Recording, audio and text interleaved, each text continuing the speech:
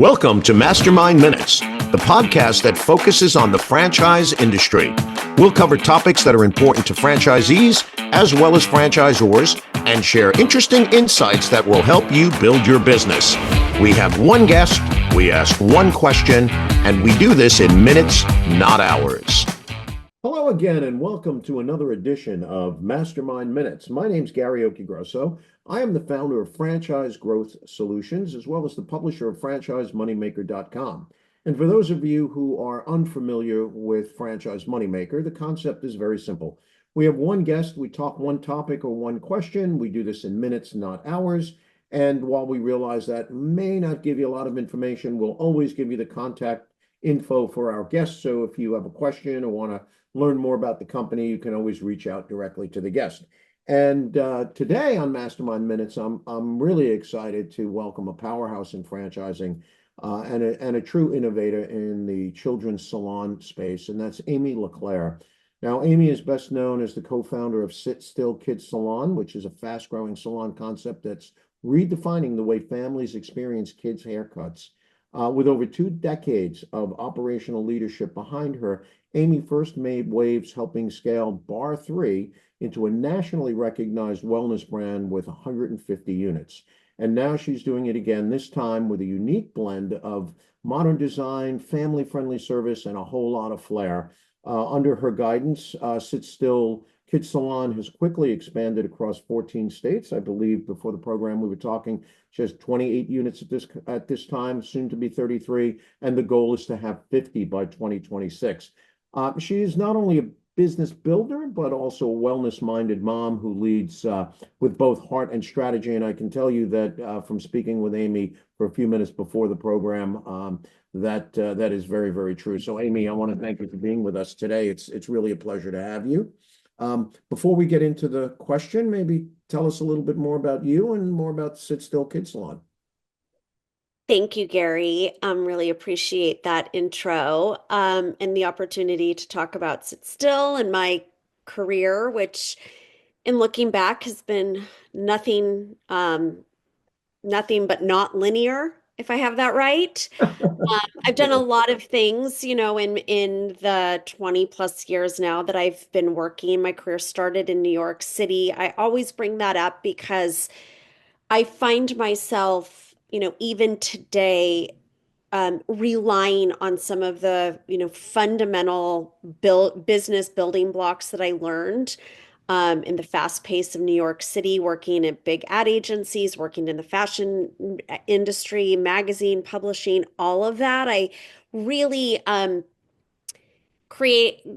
developed an obsession with brands. And, as I found myself very accidentally, I'm sure like all of your guests in the world of franchising, nobody like sets out to get into franchising. And I certainly did not, but I fell in love with Bar 3, back in 2010, not because it was a emerging franchise, but because it was an incredible brand, an incredible experience. And that sort of understanding that there can be two truths. You can be a franchise and you can be obsessed with details and client experience, and that franchising at its best does feel like a homegrown experience in the retail space. That I can get behind. And that really opened my eyes to the whole world of franchising outside of boutique fitness, outside of wellness, which are sort of, run through my own personal DNA. But, as I became a mom back in 2012 and suddenly had 2 kids with hair that needed to be cut, I saw a real opportunity in the kids' hair space to bring something modern, relevant, disruptive, a brand that nobody had ever heard of or knew to expect as a parent with little kids. And so, yeah, that's what I've been up to for the past 7 years. Along with 3 business partners, we have built and scaled a modern day kids hair salon. Well, that is terrific, and I will say I love the way you put the two truths, because being a franchise person, I believe you can be a franchise and you can pay attention to detail and quality. A lot of our brands are in the restaurant space, and for some reason, I think when the common person, people not in the franchise business, when they hear franchised restaurant, for example, they think, oh, it's going to be crappy food or whatever they Right. think, and that's not necessarily true. It depends what you bring to it. So I love that. And I guess as the founder of a company, and this is sort of unique and it's a great backdrop to our question. Founders, they go into it because, as you said, you saw a need and you wanted to create something new and different and create points of differentiation. And I realized that, there's sort of two drivers to that, or two pieces of fuel. One is your background in franchising and what you did with Bar 3, combined with the need, combined with sort of the passion that you take to it, that founders typically take to their brands. And then you grow it and you say, okay, so is what I want to do now and the brand, is that all aligned? Have I taken it as far as it can go? Do I need fresh eyes? So at some point, many founders, I happen to think the smart ones, by the way, and the ones that view things with a very prudent eye and understand what's best for the brand. At some point, founders can make the decision to sort of step aside, or maybe not step aside, but sort of turn the reins over to someone who is, for the lack of a better word, an outsider, but somebody who sees it differently, someone who's not necessarily emotionally tied to the baby, so to speak, and can take it to the next level. So I think that's where you're at. So what I would like to know is a couple of things. I guess we'll start out is, when do you think that should be for a founder? What should a founder be asking themselves or feeling for them to say, hey, maybe it's time I bring someone else in? Yeah, I think it's the question in a founder-led organization. That is the question because there's so much that goes into building and scaling a business. And as a founder, it wouldn't have happened without you. But I really do believe in the exercise of doing that internal audit, like often as a founder or a co-founder, somebody in that launch team that gets a business to brings it to market, gets it to a person a place in time and space. And the answer of like, when do we bring in outside people? When do we step aside? Well, that looks different, for every business. And um, for us, it became very clear, as I mentioned, there's four of us who have launched and scaled Sit Still and, arguably done a really great job in, getting us into the 14 states, getting 28 doors open. We weathered COVID. We've sold 73 licenses. We've built out teams. We have established ourselves as the leader in the category. But the question of, at what point are my efforts diminishing returns within the organization?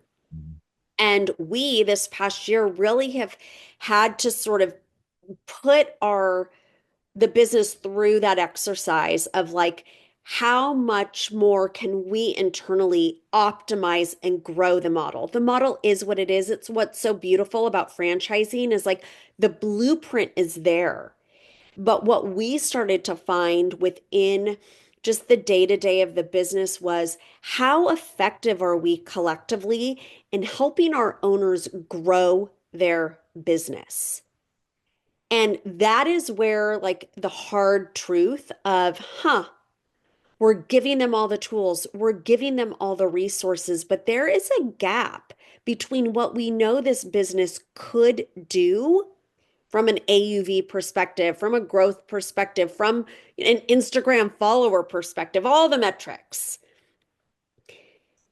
Is there someone better suited in closing that gap from what could be? We know, like, there is math to be done in terms of what Sit Still at the individual level can do and where our franchisees are currently performing. Mhm. And that is where the answer lies. Mhm. Yeah. And yeah, so we've made a big hire last year, and it um single-handedly is the most strategic best decision we have made. It's the best thing we could have done for our franchisees. And it's absolutely humbling, when you set out and think you're the group that can take this to the stratosphere. And sometimes that's just not the case. Well, I have to say, and we'll talk about the hire and the impact, but first of all, the level of humility that I'm hearing, and it's so hard for founders to actually say or feel what you just said. Again, it's sort of their baby, but if you really want the baby to grow, sometimes things have to be different. Um, Talk to me a little bit. You used the term. You said two things that I wrote down here. One was you did an internal audit. What did that look like? Like, did you have a list, like a pros and cons? Like, what did that internal audit look like or feel like to you? Yeah, I mean, when you have dove in to the world of startup culture, emerging brand, we all have sacrificed, we have all invested, we have run this business extremely lean by design. And that I think was really kind of the question of how much longer do we intend to run the business that way? It was sort of all we knew. We came from a privately held franchise, even as Bar 3 eclipsed 100 units open, even as their online business was like so robust and in, hundreds of countries across the world. Like, even as it became a very established brand, it was privately held, it was very passion driven. That's how we learned franchising. So it was a bit of a um shift in mindset to think if we want to drive this business more objectively, less around what we're all willing to sacrifice and more about what could be if we raised money, which we did to bring on a big hire, if we just allowed ourselves to think, what does sit still look like without us doing what we're doing? We're moving so fast, we're working so hard. Like, if we just kind of reimagined what the team looked like, people who, aren't the ones on the SBA loan and the ones that have guaranteed leases and all the things we've done Yeah. for COVID and still have a little bit of whiplash. What if we just allowed ourselves to think about who is sit still without us? Mhm. And yeah, that's the internal audit is like, whoa, okay. Yeah, I've done a great job selling. I've got a great story. When you are engaging with people who are interested in franchising the concept that you have helped build, that you've invested in personally, that's a pretty compelling hook. But Right. it doesn't mean other people can't be really successful selling and sit still too. Yep, yep, yep. No, I hear you. And it's interesting because what you described, and I see founders sometimes, I have this little thing where, they're always looking in the rear view mirror, which is only this big, instead of the windshield, which The is windshield. so one of the things that I would have to ask is I've been in the position where founders have brought in outside people and brands that I've launched, and it's challenging enough when one person is going through that internal audit. But you mentioned you have three other partners. Was this sort of a cohesive or a collaborative internal? Did you do it at the same time? Were people like, did you lock yourself in a room and do that Yeah. work? Um, because like all businesses, it's an ecosystem. We're all interconnected, and when one piece changes, the dominoes start to fall. Our acting CEO, my business partner, she and I have worked together since 2010. We built and scaled Bar 3 together. She's the ops gal, I'm business development. We came, together to build Sit Still.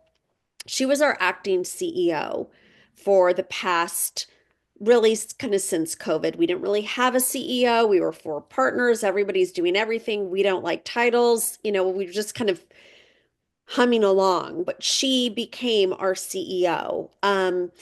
And she took a sabbatical last year. She asked to step away from the business. And in doing that, we all had to ask ourselves, okay, with our CEO who has single-handedly got 28 locations open, that's all on her watch. I mean, she literally did everything Yeah. on the operations side. I'd sign a deal, they became hers. Incredible capabilities. She was ready for a break. So, in her stepping aside, saying, I'm going to take some time, I'm going to travel with my family. It's been a long 7 years. The rest of us are asking the question, am I cut out to be the CEO? Do I want to be the CEO? Also, what does it still need right now? So like that, what do I need? What does it still need? Well, what became very clear in that opening of the apex and actually looking at the windshield, like you said, which I love, because in looking at the windshield, we know it's an if not us, who? Mhm. Who is going to be the leader and open hundreds of locations across the country? If you That don't is do it, if you don't, excuse me, if you don't do it, your competitors will. right.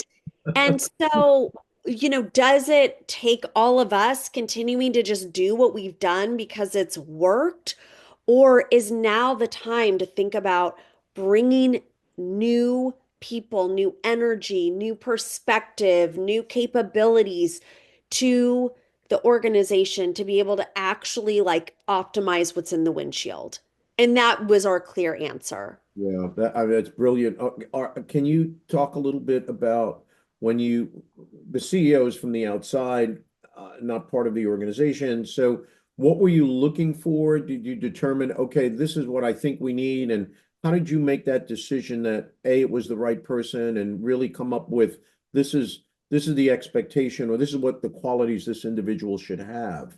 Can you Yeah. talk a little bit about that? Because I would, again, I want to just sort of preface and go back and say, again, founders sometimes will take the position of, well, they can't do it as well as I can do it because I created it, sort of stuff. Right. So again, I commend you on the humility and the lack of ego. Ego is such a dangerous thing. You put it aside, obviously, and you evaluated what does the brand need, and who am I going to find to fulfill that need? What was that process like? It was a really incredible exercise when we like barely had to look. I put it out, I put my feelers out to some people in my network. We interviewed incredible people who I do not believe were just, you know, um, like fanning my flame, I guess. Mhm. They genuinely saw something in Sit Still. And that was exhilarating to think, there are people who actually like want to come and lead this company. Like, whoa, okay. What we knew we wanted, franchise experience, of course, that's a must. We wanted somebody with the one-to-one service model experience. That's different than a restaurant. That's different than boutique fitness. It is its own business model that um, was a learning curve for us, not having that experience. Um, we wanted somebody who could immediately sort of say to us, here's the low-hanging fruit. Here are the things that like within the first 3 months I could do to see an impact. And we found her. Her name's Stephanie Knapp. She came to us. She was at WellBiz Brands for years working on Amazing Lash. She was part of the Dry Bar portfolio, which is a hero brand for Sit Still. She had the pedigree. She had been at Zoom Room prior to coming to us, which is a pet concept. And uh, the work she did there like spoke for itself. She came with such invigoration around Sit Still. She laid out a very clear plan. It's like first 3 months, this is what I'm focused on. Next 3 months, this. Next 3 months, this. She's like working in sprints. Um, and the real reason at the end of the day, and she tells this story often as to why we knew she was our person, she said, when I looked at Sit Still, when I peeked under the hood, at the time we had 25 locations open and a real sort of spectrum in terms of performance. We have owners who just knock it out of the park. That is what we want to replicate. We have owners that struggle. And then we have this sort of like, you know, belly in between. And she said, as I'm looking at this and I'm seeing what you four founders have done, without really enforcing strategies to drive business. And I'm like, and your owners are doing this, like without the strategy, without the real playbook to drive business, to retain business. We were kind of like doing all of those things very loosely. Were we even enforcing our own FDD?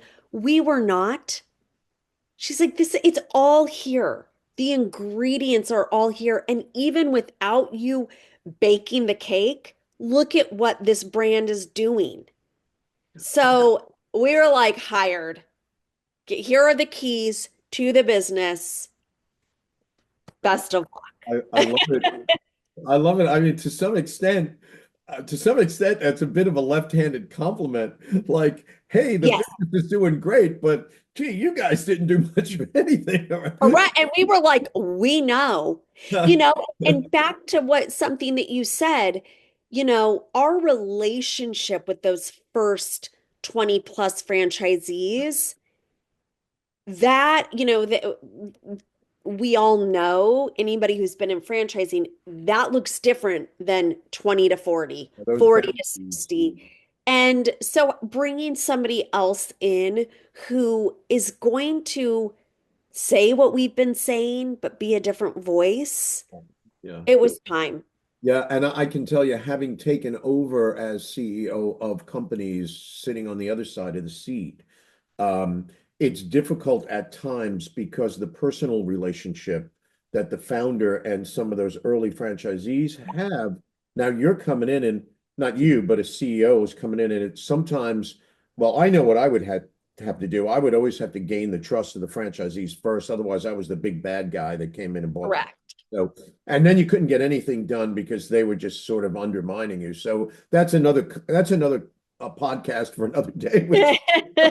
But what I'd like to know is, and I've seen this because when I was involved in a restaurant launch back in the 90s that we built up and we sold it to private equity, which in the late 90s, private equity was just dabbling in franchising. Yeah. And they made a lot of mistakes, by the way, which was okay. It was their mistakes. It was their money, I guess. But one of the things that I saw the founder of the company, and myself too, I was biting my tongue sometimes. Like, do you find yourself sometimes wanting to tell your CEO, oh, wait a minute, like maybe you would do it, but then you say, wait a minute, no, that's not what I hired her to do. Like, how do you manage that? Does it happen to you? It happened to me.